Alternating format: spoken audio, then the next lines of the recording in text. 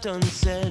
Days that can't be counted by the time till rent. Tomorrow's just another like the one that comes next. The corner of the highway that leads to the job, at the desk by the boss with the elegant watch.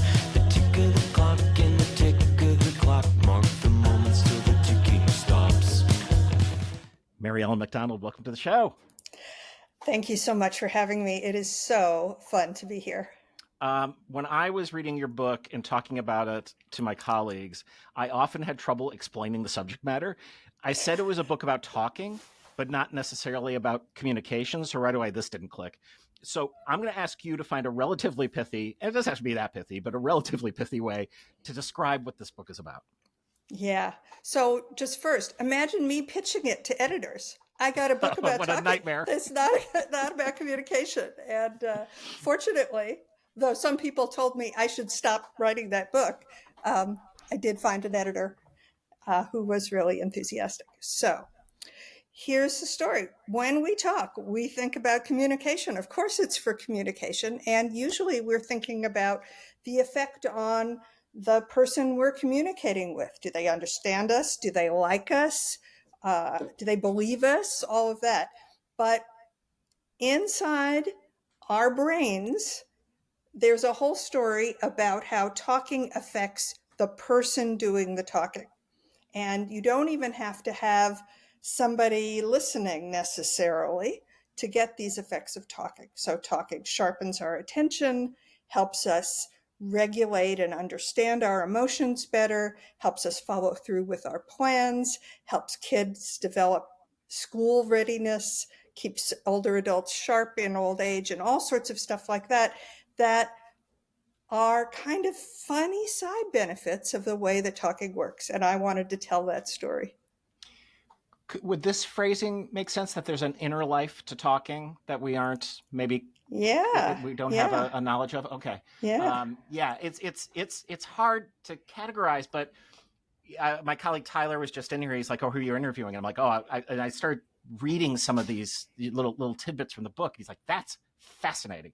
Oh, good. And I like that you started with the Diana monkeys and the calls they make that identify specific predators in their environment. This is a savvy way of you getting into the differences and why it's so much harder for us. Can you tell us a little bit about what's happening there with the monkeys? Yeah, so the Diana monkeys have been studied a lot because they have what seems to be very specific calls. Lots of animals, including monkeys, have calls like, "I'm here," or "I'm the dominant one," or "I'm your mother," or something. They convey that sort of information. But these monkeys have a call that is given when a leopard predator is detected, something on the ground, and another call when a giant eagle is detected. It's just like danger from the air. And the monkeys in the troop recognize the call and react looking up in the air or down on the ground, or try to evade the predators. And the interesting thing about them is that not only do they have these calls that they understand themselves, but other animals in the tree also understand the calls. So there's another species of monkey called Campbell's monkeys that also have calls, and the two monkeys understand each other's calls. And these big birds, black hornbills, also understand the calls. And so there's this whole community of understanding something that an animal is producing. And I argue in the book that those innate abilities to pay attention to another species have allowed some smart species to understand a bit of human language, but they don't talk themselves. Right. And as you extend this out, the way you say it very simply is like apes, they lack the ability to inform. So all right, so they get it when it's like a danger, like there's a benefit, but there's nothing beyond that exists in terms of talking. Yeah, they do inform, but they inform only from the hardwired calls that they have. So they do have calls that convey certain things, but they don't ever learn to use what they've been trained on in terms of signs or button presses on a computer or anything to use that new information to do any informing. They Hmm. like to, they just don't even get that it's something that they could do to convey communication. They think of it as something they can do to get a reward. So doing a sign for a banana to get a banana, and a sign for orange to get an orange, a sign for tickle to get tickled, and all of that. But they don't want to ever talk about a banana outside of asking to get one. This is a giant leap, and you can say no whatsoever to it. But do people, when they're talking about AI, could they learn something about from this with regard Uh, to? that's a really interesting question. Obviously, um, AI has learned tons of stuff about how to talk to humans, and it is programmed to do this kind of behavior. But it's all But predictive. I mean, it's it excellent guessing. yes, There's no and knowledge. we yes, that right. There's no knowledge except that what it has been fed, and there is excellent guessing. And we do a lot of excellent guessing too, but I we guess also so. have these other experiences which are not via a language model. So we Yeah, have I emotion don't and know. we have interacting with the world. So I'm I think it's not. Let me just give you a double negative here. Not unrelated, Yeah, but okay. I mean, I didn't even have this in my notes. It was just something I was thinking yeah, because we're yeah. talking about AI all the time. All right. I so I we had two kids and grew up in. My dad was a broadcaster. We all worked in theater. A house full of books. Like going to Yeah. theater, all that stuff. And this idea that sort of exists in culture of kids as sponges is something that always felt true, and felt true in my household. But you say it's maybe not so true. Well, they're more than sponges, and they're so much more than sponges that whether you say it's not true or not is kind of dicing Yeah. the message a little bit. But they are absorbing things, but they are also acting themselves in their world and changing their world. And particularly, their talking changes the kind of information they get from people. And their talking tunes their brains in the same way that the talking adults talking benefits them. And so their own actions are changing their lives in important ways. And by thinking about this metaphor of sponges, we don't really appreciate how much Mm-hmm. they need to talk and they need to act and they need to offer opinions and they need to engage in the world more than just being given things, given ideas, given instructions, given patterns that for them to learn, they need to act too. Um, it's interesting because my kids' babysitters were almost exclusively Second City actresses, and Uh-huh. so when Amy Poehler or Rachel Dratch would babysit my kids, there is a rich world that would get built. There'd be characters. They'd go Mhm. spelunking, all these different things, and I got sort of the sort of oh, that's kind of fun. And now in my older years, and as I read a book like this, I'm like, oh, what tremendous work was actually being done with that in terms of the kids gathering a sense of agency because they were in this play. Yes, yes. And doing improv because they are developing all their ideas and trying to put them together. And as I say in the book, talking has this thing called desirable difficulty, and it is hard Mm-hmm. work and it is beneficial. So what's the balance between in a conversation like ours? There's talking and comprehending, essentially, Hmm. right? What's the ratio going on there? How hard is each? What Because I think we spend a ton of time on comprehending. We don't spend a People lot of time on talking. Right. And that's in the research and that's in our everyday thinking. And people worry about, oh, kids aren't reading enough, or I didn't understand that guy on the phone, or we think about our comprehension a lot, but a lot less about talking. Talking is harder. It runs up to 50% slower than Hmm. comprehending because it's so hard and you've got so many things you need to do.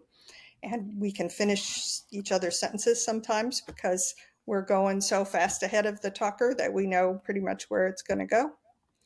And comprehending is obviously important. It's important for kids to read, and it's important for us to understand each other. But understanding why talking is such a good, desirable difficulty and improves our cognition is also very important. I want to describe an improv exercise to you and get your Okay. feedback on what's Yeah. going on here. Yeah. So, Yeah. an exercise that we've done for decades is called Last Word, and it's very simple. The point of focus is very simple, which is two people have a conversation, one rule, and the one rule is that we each have to start our sentence with the last word the other person said, and we have people do that, and we unpack why it was difficult or what. And there's no other rules around here, so often people have invented rules that they're putting onside this. Our point, of course, is we don't listen to the ends of sentences, that we should. There's really vital information at the end there, and that most people are completely comfortable with that pause that happens afterwards when you're considering what they said, because it's like, oh, you're really listening to me. So I'm curious, when you hear this as a lingual, with your fancy title and job as a scientist, Psycholinguist, yes. psycholinguist, Yeah. thank you. What do you think? Yeah. I think that it's such a great exercise, especially toward getting people to listen all the way to the last word, because the way talking planning works is we put the new stuff that people don't know at the end. What everybody already knows and what you've said before is really easy. It tends to go at the beginning of sentences because we tend to start with the easy stuff first. And so that allows us, it's a very efficient planning strategy, that allows us to plan the harder stuff upcoming, gives us extra time while we're yapping about the easy stuff at the beginning, and the hard, most impactful stuff usually is at the end. So if you're training anybody, police officers or any business leaders or anybody else, to listen more, they'll be listening more to the stuff they don't already know at the end of sentences. So you use this term, the easy first. Mm-hmm. This is such an improv thing, because what you have to teach people when you're initiating a scene, you simply have to establish sort of a who, where, what. That's what you have to do right away. Mm-hmm. So it's like, hey, hey, Dad, it's nice here in the cabin. And then you can go anywhere. But what happens is a lot of people, they think they need to come in with their giant cathedral, and we always say, bring a brick, not a cathedral, to improv scenes. So there's a couple in here I want to talk to you, but the easy first is, it makes sense across a variety of mediums, because people need a little bit of a warm up. They need to kind of get into this thing, and it could be a pitch, it could be a sales meeting. Getting people to connect to you in some way right away allows for more complex conversation potentially to happen. That's Yeah? right. Yeah. And easy first, you're right. It goes at multiple scales. Yeah. Here's the other one, which is my wife talks about this all the time, and she's at Second City as well, of the good enough show. So Second City creates its shows through improvisation in front of audiences. We're always in some sort of process. And at certain points, you're not going to have the finished thing. You just have to have the good enough show that people are going to enjoy it. And I know, there's certain people, many of my bosses, who hate that idea because they want everything to be pristine. It can't be, especially when you're creating something out of nothing. It just can't come out as gold. Yeah. It doesn't. Yeah. So when you talk about good enough talking, are you kind of talking about a similar thing? Yes, absolutely. Okay. Talking is harder than understanding. The person doing the understanding has a less difficult job, and it's better for everyone if the talker does it in a way that's easier for the talker, because they'll get going faster, we'll get to the interesting part more quickly, and the person doing the understanding has a little bit of extra time to fill in something that maybe wasn't exactly correct. So, for example, if we're walking down the street and you say, let's go to pizza for lunch, and I say, oh, I'm so sick of pizza. There I said, you understood it, but what I actually said was, oh, just this little set of tones. And you, the understander, filled in the tones that I said and made it into, I don't know, I'm kind of sick of pizza. And that's good enough talking. That's good. We had an interaction with a potential client who discovered they had no budget. And when they were delivering this news, they go, "I have to inform you, we have no budget." Womp womp. and the womp womp was so funny and lovely because it's a high status person who immediately lowered their status, but also was like, "All right, we're good." The womp womp did work, like real work in that, and we don't parse this stuff because it doesn't feel important. And yet, like most things, this is where all the good comedy comes from, right? Pointing out how important those little things are to us navigating this weird thing called human life. Yeah. Yeah. That's excellent. Self-talk. It's a good thing. Yes, it is a good thing. Nobody should feel embarrassed about talking to themselves. I guess we associate talking to yourself as what people who have mental illness do, but everybody talks to themselves to some degree, and it's a really good thing because we don't always have somebody to talk to, and it is a way that we can help focus our attention and get us going and get us motivated in a way that doesn't happen to have a person handy to be our listener. All right. My local grocery store decided to change where they put everything. Oh, All right. fun. So I just want everyone needs to take a moment and think Have your about how trauma. how traumatic that is for a place that you've gone for like 30 years to suddenly decide Kleenex is now in aisle 2. I do a thing that I thought was dumb, which is I say the name of the product out loud when I'm searching for it. You have told me in this book that is a good way to find things. Absolutely. Studies have shown that you're a little bit faster, not 2 days faster, not 2 hours faster, but if you're trying to plow through the grocery store, it's a fine strategy. Yes, good strategy. Yeah. Yeah, literally. I think for me it was like Old Spice deodorant, and they'd moved it down one and over. My boss, Ed Wells, is bilingual. He speaks fluent Japanese as well as his native language of English. The study of bilingual stuff was fascinating to me, especially in this realm of decision making and where maybe more effective. Tell us about that, because I think that speaks volumes. It does. I wish I understood the research is pretty new. And so let me tell you about how it goes. People who have a language of the home and then they learned a second language very well, but not necessarily in their home, can do problem solving kinds of activities or think about their budget or plan for the future in either language. But the way they do it seems to be somewhat different, where the language of the home, their first language, is more clouded by emotional biases or feelings. And they're thinking in their second language, they can be more logical and set their emotions aside some. And I don't think entirely that we understand why, but a really good hypothesis is that, of course, the language of the home with the mommy and the daddy and the siblings and the going to bed at night or fighting with your siblings has all these emotional components from early life. And the second language is probably learned in school, and it is more logical or is more tied to things that are not emotional. And so there may be a benefit for thinking in your second language about tricky issues or thinking about them in both languages and seeing what you think. So have you studied any psychotherapy? A little. I think... I see where I'm going with this, because Yeah. I think that there is that same idea of, you're acting a part, which is giving you some distance from that. Because I was thinking about how this works with regard to one of my classic lines is, no one got into comedy because they're well adjusted. Everyone here is like a broken toy that came here to fix themselves. And it's like, well, how is that happening?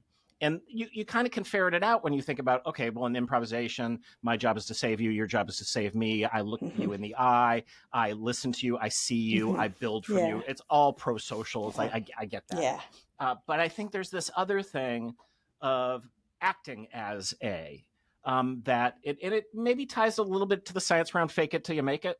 Like, so all of this study is just different enough from who I traditionally interview on this podcast and other people. It's just different enough to give really lovely color to our understanding of how hard this is, because that's the thing you repeat over and over, that talking is hard. And I think probably in a good way we don't let ourselves think that, because that would make it even harder. Yeah. But it really that's why I think also we value our storytellers, our effective storytellers so much, because it's like, oh wow, you're doing a thing, and it's a special place. Okay, there's so much more here, and we don't have a ton of time, but I want to get to some of this. Can you talk about the vacation we wouldn't want? Yes. This opens up chapter 5. Yes, Yeah. It does. Yes. So the vacation I said we wouldn't want is if we got to take this fabulous vacation with whatever friends and whatever food and drink and place and all of that stuff. And the minute it was done, every memory of it is gone. Not just conscious memory, but your body is unaffected. Your mind is unaffected. No, none of your friends remember going. There's no lasting effect whatsoever of having taken this vacation. And I use that in chapter 5 as a metaphor for how some aspects of our education system work, where we pour information on kids' heads or adults' heads in college, try to pour information into them, and they don't remember it later. Maybe they remember they heard that lecture, but they don't actually remember anything about it. And that's because we don't ever learn anything long term unless we can act on it ourselves. And so this goes back to little kids needing to be actors in the world, and middle-sized kids need to be actors, and teenagers and adults. And to learn, you have to do something with it. And sitting there comprehending gives you a feeling that you are learning because you're understanding what the person says, but actual learning happens overnight through this action of a part of your brain called the hippocampus. And it never says, okay, I've done something for you, or I didn't do anything for you. You just don't know whether you've learned anything. So what you know is that you understood that lecture and you think you learned it, or you figured out that problem in your math book and you think you've learned it. So, but you have to do something with it in order to learn it. So this idea of active learning, it is what we do, right? Where we do these embodied exercises. Yes. I was on a call yesterday because I'm going to co-lead an exec ed program at University of Chicago, and I'm doing the improv part. And one of my co-facilitators, who is not an improv person, was saying like, well, what do you do when someone doesn't want to do this? And I'm like, I've never had that happen. I've had people be a little bit reluctant, then get into it. But I think we're kind of self-selected for that, because if you're agreed to do this thing, you're probably going to be okay with it. And you would think that people, if active learning is better for you, like it's going to make you learn things, you'd think that people would be all over it. But you actually say, like, most students don't want to do it. That's right. They don't want to do it. And as an academic, I've been on committees where you evaluate young faculty for tenure. And one of the rules about those committees was you couldn't really evaluate the candidates' teaching if they were doing an active learning exercise, because the students hate it so much, they'd give the professor bad evaluations, even though, the studies show they're learning so much more. And you would deny this fabulous teacher tenure because you've misunderstood how this situation works. Yeah. When you're in your classroom, has this affected the way you teach? Yes, it has. Though the infrastructure of education is so hard that there are really limits. I do know people who have given up their whole lectures and had students listen to little 15-minute or 20-minute YouTube videos on their own time, and then have the whole classroom spent doing active learning, pairing up, doing problems together, talking to each other, writing down their explanations for why the effects are the way they are, and all of that. And lots and lots of studies show that that kind of activity, reducing the lectures and having more action, does lead to learning. All right. Students have been schooled not to believe that, and Yeah. teachers too, actually. Yeah. Well, they're defaulting to the easier thing, which That's is right. the less effective thing, which is always Yes. the case, right? Like, Yeah. Yeah. at what point was anything worthwhile easy? Never. Yeah. You do a fair amount of kind of myth busting, which is kind of interesting. And one of the things you noted was that 2,500 years ago, ancient linguists in what we would now call India and Pakistan worked to understand the grammar of Sanskrit and wrote it down so young people would stop ruining it. Yes, they were screwing it up. It was the language that the gods had put the rules in, and it was holy. And oh my God, they were screwing it up. And we need to figure out. And they believed that if they could just write it down, they would stop the process of language change over time. And how'd that work out? How'd that work out for them? didn't work. We still have those grammars. They are famous among linguists for being incredibly insightful and are still used to this day in research. Didn't change the language change over time, though. They could not stop it. All right. So I know people who can't stand it when younger generations say no worries. Absolutely. Right? You've heard this Yes. as well. Yes, I have. So what's going on there? Is it's the same thing, right? Where it's like language changes, it does, and it Yes, doesn't. it does. You're attaching an ethic or a moral to it. That's right. And those people don't realize that in their youth they were changers, and they did things that changed the language that really pissed off somebody else. And now they're in a sort of more, I don't know, fossilized state of the way the language is, and they want to see it continue on, because language seems to be rules to everybody, and they don't want people violating the rules of how things ought to be. So the one thing that annoys me is when people say all the time, including from myself. Is that also live in this category, or is that something different? Is really helpful. It's really annoying. So the person has to think about how much they should allow themselves to say I'm sure I've said a million times here because I'm thinking of new things to say.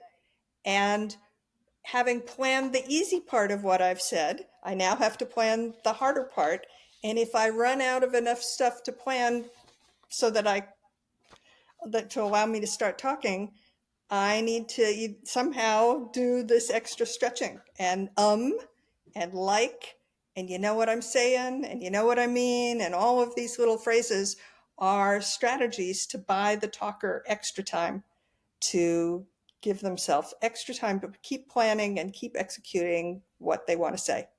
And so it's effective, but it's also annoying. Yeah. And, I said in the book that there's a study that like is the fourth most common word in young adult vocabulary in the US. And even I think, wow, that's a lot of like. It's a lot of like. It gets very repetitive. Personal pronouns. This is a thing. I thought you talk about the science about this, because it my wife is a college professor. I work at we both work at Second City as well. And so we're very much on the cutting edge of like, you want to be called something different, we're going to have to get used to calling you something different. Right. But it's hard. It is hard. And you give a good reason why it's hard that I've never heard anyone else explain why. Well, sometimes changes, like somebody else saying no worries, sort of is a way that your comprehension is being effective there, and that's annoying to people. But asking someone to use different pronouns or a person's pronouns is actually asking their talking system to make adjustments. And as we've said, talking is harder, and that's why that's a harder ask than being confronted with somebody saying no worries. More specifically, I think, and I haven't done the studies, Mhm. but I think that the pronouns, which are a whole intricate system, are contributing to making the choice of like third person pronouns, like using they for someone, they, them. That person who uses they, them pronouns also still uses common pronouns that we all use. They use I to talk about themselves, and they say you to talk about you, and they say we. And so in this system, people are getting reinforced to use the old common ones a lot of the time when discussing this person, and only for these two, they, them ones, or three if you want to say themselves, are the ones changing. And that system of partial deviation is actually known to be really hard in other parts of language. Yeah, that makes so much sense, and is just and I like how you say this, which is also like, hey, if someone wants to be called something, like call them that. Like if I change my name, or I don't like the longer version of my name or whatever, no one thinks twice about that. So like just do it, but also be gracious with regard to people figuring that out, because it's sort of a cognitive load. Um, I could talk to you forever about this. I love the book so much. We always end the podcast with a yes and story, and I can't wait to hear what yours might be. Okay, well, um, it's actually about the book. So Okay. um, several years ago, I was doing all my professory things, but I really wanted to write a book for general audiences, and I didn't know how I could fit it in.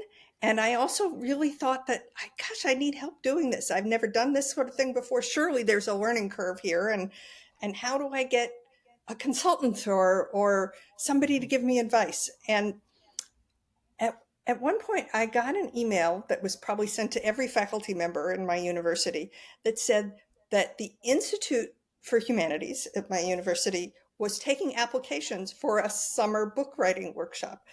And the people in the workshop would get together and they'd help each other, and there was some money to get some consultants. And I thought, oh my God, sign me up. Where can I apply?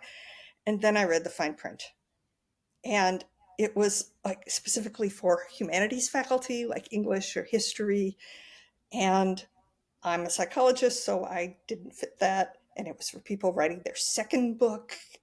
This was Mm, my first book, and it was a scholarly book, and it wasn't, I wanted a book for general audiences. And well, so much for that. And then I rethought it. I thought, it could be really useful just to apply, because I would have to send in a writing sample, which for this book that didn't yet exist. So I'd have to write something from the notes that I had, and I'd have to send in an explanation about why I wanted to do this particular book, and that could contribute to writing a book proposal one day. And so I decided to do it anyway, even though it was really inapplicable to me. And I did it, and I got in. And it was so wonderful that I did this thing that was just really uh, a low probability thing. And it's true that the actual writing of it was helpful for me, and the whole program was really useful. So I love that's it. my yes and. That is a great yes and story. The book is called More Than Words: How Talking Sharpens the Mind and Shapes Our World. Mary Ellen McDonald, thank you so much for coming on the podcast. Thanks.